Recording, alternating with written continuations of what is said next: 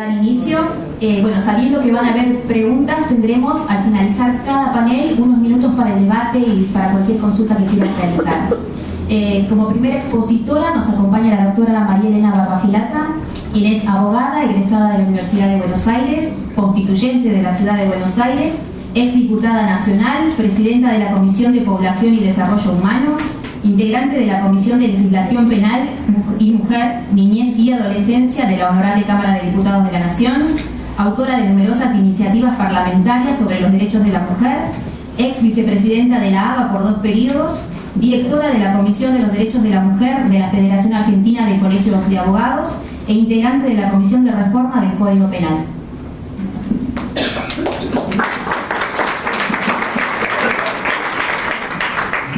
Hola, buenas tardes a todas, todos. Un gusto como siempre estar en esta casa, la Asociación de Abogados que muy generosamente siempre abre sus puertas. Esto, como decía María Elena, surgió después que presentamos el anteproyecto, con estos temas en disidencia. Y claro, las compañeras empezaron a preguntarme, ¿qué se puede hacer? Porque no estamos de acuerdo efectivamente con el enfoque que se le dio en el anteproyecto. Yo creo que también hay una fuerte cuestión cultural, porque en definitiva estas son normas de convivencia, ¿no es cierto? Marcan un hilo conductor para la convivencia en un país, estas normas del Código Penal. Y ciertamente me preocupa, por supuesto, que en una comisión donde participaron juristas tan relevantes, hayan fijado en realidad una postura en absoluta soledad, ¿no es cierto? No fui acompañada por ninguno de los otros 4 miembros de la comisión, y yo digo, algo también nos está pasando culturalmente en nuestra sociedad que requiere mucho más esfuerzo del que creo entendemos que debemos hacer. Yo voy a hacer una breve introducción sobre los aspectos de género del anteproyecto. En realidad el balance en alguna medida es positivo en cuanto a algunas iniciativas que ha tenido el anteproyecto, como la incorporación del infanticidio, como la incorporación de un delito concreto en caso de desobediencia de órdenes judiciales en materia de violencia familiar. Un tema muy importante que es la legítima defensa presunta. Hoy estábamos comentando con el doctor Adler justamente algunas de estas experiencias, él como fiscal en situaciones donde la mujer reacciona frente a la agresión en contextos de violencia y ella es agresora y hay un principio de inversión de la carga de la prueba con una presunción de legítima defensa. O sea, estos aspectos que han sido importantes y que yo los rescato del código, pero después cuando hago el balance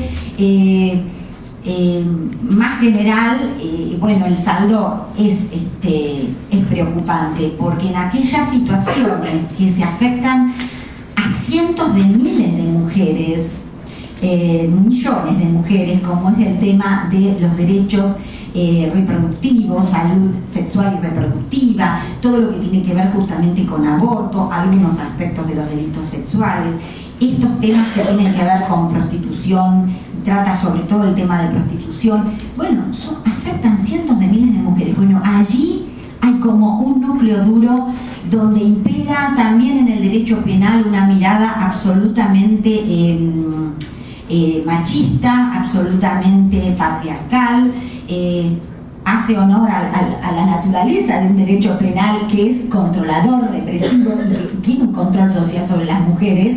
Y ahí entonces cuando llegamos a este núcleo duro de derechos sexuales y reproductivos es donde no logré ningún consenso y he firmado en oposición total en algunos casos y con textos alternativos en otros. ¿Qué pasó en esta materia de trata y prostitución? Acá campea todo un debate en torno a la interpretación y a las consecuencias de la voluntad o supuesta voluntad prestada por mujeres mayores de 18 años. En los menores de 18 años creo que en esto no ha habido ningún retroceso. En definitiva, se respeta el criterio de que la voluntad de la víctima menor de 18 años en este tipo de delitos es irrelevante. Pero viene la diferencia cuando la mujer tiene más de 18 años, reiterando discusiones que hemos tenido, bueno, yo diría que durante todo el siglo XX, porque las propias convenciones, que de esto rescatamos ya la primera en 1949, ¿no es cierto?, la Convención para la Represión de la Trata de Personas y de Explotación de la Prostitución Ajena, 1949, ya estábamos hablando de la explotación de la prostitución ajena. Pensamos que nuestro país es bastante pionero en estas legislaciones. El año pasado se cumplieron 100 años en nuestro país de la primera ley de trata. Tuvimos y tenemos la ley 12.331, que es de la década del 30, justamente, que es la que también discutimos porque debe incorporarse al código, que es el tema del regenteo y la administración de los prostíbulos, que era delito, digamos, desde aquella fecha, ¿no?, desde 1937. Y que hoy no se incorpora en este anteproyecto. Es decir, tenemos una legislación que ha sido sensible al tema, una de las pioneras en el mundo en tema de trata y explotación de la prostitución ajena.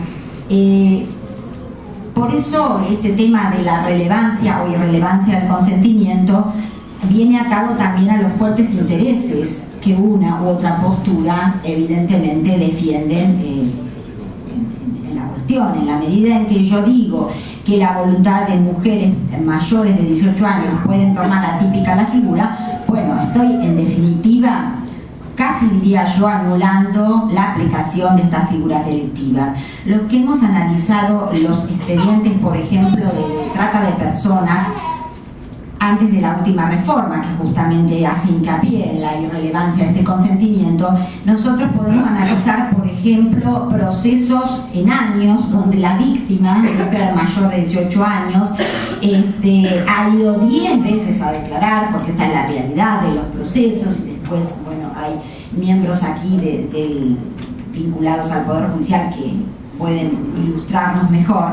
Pero los que hemos analizado expedientes sabemos que se repiten y se reiteran hasta que generan contradicciones. Ese es un viejo mecanismo también de las víctimas. Por eso es muy importante también cómo se analizan las pruebas, cómo se aplica también la legislación vigente, con qué criterio, con qué perspectiva de género. Lo cierto es que a la 10ª declaración, acompañada generalmente por algún abogado pago por las redes de trata, esto está muy claro, o muy oscuro, acompañada de estos personajes, la víctima termina diciendo que no, que inventó todo, que en realidad se fue por amor, que quiso irse, que quiere trabajar en determinados prostíbulos, que aunque esté explotada y que sea esclavizada, y basta que diga estas palabras mágicas para que la causa se archivara. En media carilla se archiva la causa y se terminó la investigación y la historia. Entonces, obviamente, la discusión en torno a la relevancia o irrelevancia de este consentimiento defiende intereses puntuales, y yo creo que hay cuestiones de derechos humanos de las mujeres, cuestiones de intimidad, y no solo, además, de libertad, ¿no es cierto? Son cuestiones realmente que parecerían que no pueden ser disponibles, sino que son cuestiones que involucran intereses de la sociedad también muy fuertes. Esto no quiere decir que no se tome en cuenta la voluntad, pero esta voluntad debe realmente medituarse en el contexto de dominación que generalmente tienen como hilo conductor todas estas situaciones, con lo cual tenemos que hablar en realidad de prostitución forzada y de explotación de la prostitución ajena. Por eso, cuando se reforma la ley 26364, que es la ley de trata, y a través de la ley 26.842, que es reciente, digamos, de hace menos de 2 años, bueno, nos pareció un paso sumamente importante porque le quita precisamente relevancia a este consentimiento. El anteproyecto en materia de trata siguió este criterio después de muchas discusiones, porque también campeaba el respeto a la autonomía de la voluntad en temas de trata, ¿no es cierto?, que son eslabones de una cadena que culminan con la explotación de la prostitución ajena, pero que son los eslabones de captación, de traslado, de acogimiento, etc. En esos eslabones de la trata, después de muchas discusiones, respetamos, el anteproyecto respeta el criterio de esta última reforma, es decir, la irrelevancia del consentimiento, pero no en la explotación de la prostitución ajena, en este último eslabón. Con lo cual, además, se genera una contradicción en la interpretación de todo este mecanismo, ¿no es cierto?, delictivo. Y bueno, tomamos un criterio para las etapas previas y no tomamos el mismo criterio para la etapa donde se explota económicamente la prostitución ajena. Bueno, creo que esto debe ser materia realmente de discusión y completarlo con la introducción de la figura de esta ley especial que mencionaba al principio, 12.331, cuyo artículo 17 pena el regenteo y la administración de los prostíbulos. Es cierto que no se ha expedido el anteproyecto sobre la derogación puntual de esa norma, pero es evidente que uno de los objetivos del anteproyecto, del código, justamente es la integración de toda esa normativa especial dispersa. Esto es uno de los motivos principales del trabajo de la comisión. Hoy decimos que hay más leyes penales afuera que adentro del código. Nosotros revisamos cerca de 400 leyes penales especiales. Entonces, esta en particular debería estar incluida como se ha merituado con otras leyes especiales. Las que quedan afuera, es evidente que lo que se busca es que no tengan vigencia. Creo que también la no inclusión de estos aspectos de regenteo y administración de los prostíbulos nos retrotrae a épocas anteriores a 1930, las épocas donde estaban reglamentados, eran legales, la prostitución se ejercía anotándose en el registro. Bueno, creo que hemos superado estas cuestiones y que realmente además los propios compromisos internacionales enmarcan a nuestro país en un camino no reglamentarista sino abolicionista. La Convención para la Eliminación de toda forma de discriminación contra la mujer también reitera esta lucha contra la prostitución forzada, y además el compromiso de debida diligencia de los estados en remover todos los obstáculos de hecho y de derecho que impiden realmente avanzar hacia la no discriminación de las mujeres. Y también la Convención de Belén do Pará, ¿no es cierto? O sea que nosotros tenemos un plexo, un ámbito normativo internacional que también marca un deber del Estado de luchar por combatir y por criminalizar la prostitución forzada, la explotación de la prostitución ajena. Bueno, también el anteproyecto incluye la promoción y facilitación de la prostitución. Allí también distingue entre menores y mayores. Yo sigo el criterio vigente de no distinción. Sé que allí hay algunas diferencias de la UFACE en cuanto a que en esta materia de facilitación y promoción de la prostitución, al no distinguir entre mayores y menores, puede extenderse mucho el campo penal, puede criminalizarse conductas en forma que lleven a un prohibicionismo en vez de un abolicionismo. Bueno, creo que esto habría que analizarlo. Mi postura ha sido mantener el criterio aún en este aspecto de facilitación y promoción de la prostitución, mantener la cuestión de la irrelevancia del consentimiento.